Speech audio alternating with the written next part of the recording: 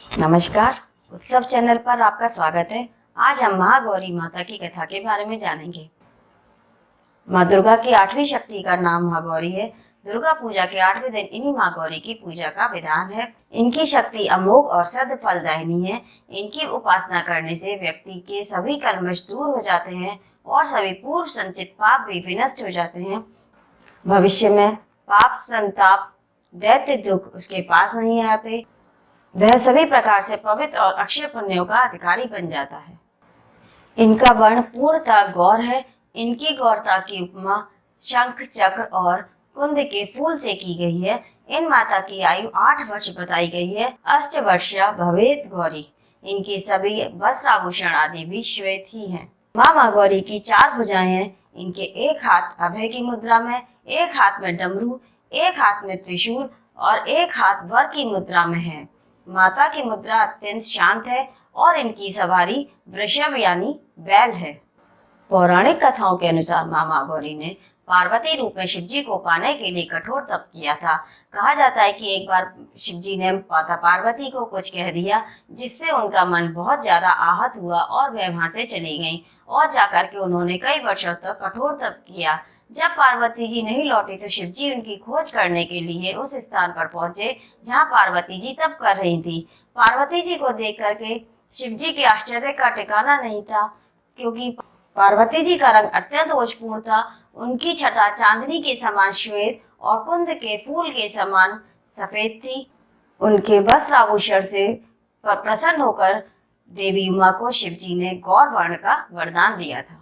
एक कथा के अनुसार शिवजी को पति रूप में पाने के लिए माँ देवी ने कठोर तप किया था, जिसके कारण माँ का शरीर एकदम काला पड़ गया था। शिवजी माँ की तपस्या से प्रसन्न होकर उन्हें स्वीकारते हैं और उनके शरीर को गंगा जल से धोते हैं। उस समय माँ का शरीर विद्युत के समान चमकीला और गौर वर्ण का हो जाता है, जिसके कारण माँ का एक नाम महागौरी भी पड़ा। महागौरी रूप में देवी करुणामयी, स्नेहमयी, शांत और मृदुल दिखाई पड़ती हैं। इनके इसी स्नेहमयी रूप को देखते हुए देवता और ऋषि भी उनकी आराधना करते हैं। सर्व मंगल मांगल्ये शिवे सर्वार्थ साधिके शरण्ये त्र्यंबके गौरी नारायणी नमोस्तुते। महागौरी से संबंधित एक कथा और भी है, जिसके अनुसार एक सिंह काफी भूखा था और वह भोजन की तलाश में विचरते हुए वहां पहुंचा जहां देवी उमा तपस्या कर रही थी। देवी को तपस्या करते देखकर सिंह की भूख और ज्यादा बढ़ गई, लेकिन वह देवी के तप से उठने का इंतजार करने लगा और इस इंतजार में वह काफी कमजोर हो गया। जब देवी उमा तप करके उठी तब वह सिंह को देखती हैं तो उनको उस पर बहुत ज्यादा दया आती है और वह उसे अपनी सवारी बना लेती हैं, क्योंकि एक तरह से सिंह ने भी तपस्या करी थी। इस तरीके से माँ महागौरी का एक वाहन बैल के साथ साथ सिंह भी है। महागौरी का ध्यान, स्मरण, पूजा और आराधना भक्तों के लिए सर्वविध कल्याणकारी है। हमें सदैव इनका ध्यान करना चाहिए। इनकी शक्ति से अलौकिक सिद्धियों की प्राप्ति होती है। माँ महागौरी भक्तों के कष्ट को अवश्य ही दूर करती है। इनकी कृपा से अंतरजनों के असंभव कार्य भी संभव हो जाते हैं। हमें सदैव इनका ध्यान और पूजा अर्चना करनी चाहिए। इनके चरणों की शरण पाने के लिए हमें सर्वविध प्रयत्न करते रहना चाहिए। कहा जाता है कि महागौरी की पूजा अर्चना करने से सभी 9 देवियां भी प्रसन्न होती हैं। पुराणों में इनकी महिमा का विशेष आख्यान किया गया है।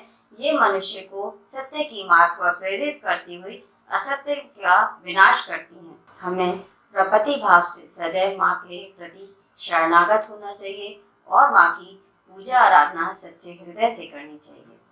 तो यही माँ गौरी हैं, जिनकी की दुर्गा पूजा के 8वें दिन उपासना और आराधना करी जाती है। तो मुझे उम्मीद है इस वीडियो से आपको कुछ जानकारी प्राप्त हुई होगी। अगर मेरी वीडियो से आपको थोड़ी सी भी जानकारी मिलती है तो प्लीज मेरी वीडियो को लाइक कीजिए और मेरे यूट्यूब चैनल को सब्सक्राइब कीजिए, साथ ही फेसबुक पेज को फॉलो कीजिए। और अगर आप मुझे कोई सजेशन भी देना चाहते हैं तो प्लीज कमेंट करके आप मुझे अपना सजेशन भी भेज सकते हैं। तो इस वीडियो को देखने के लिए आपका बहुत बहुत धन्यवाद।